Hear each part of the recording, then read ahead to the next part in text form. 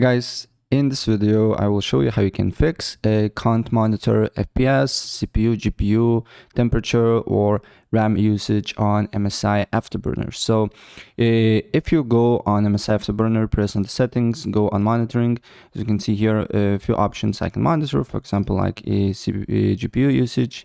I can basically select in on-screen display, but if I scroll down, for example, on frame rate, as you can see here, I cannot select on-screen display. So what you can do here is you just need to press on the check mark itself, and now the frame rate is unlocked, and now I can show on a screen display.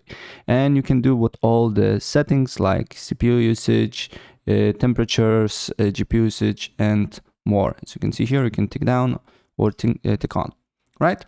So that's pretty much it, what I wanted to show you. And if I help you out, please press like button and subscribe for more. Take care.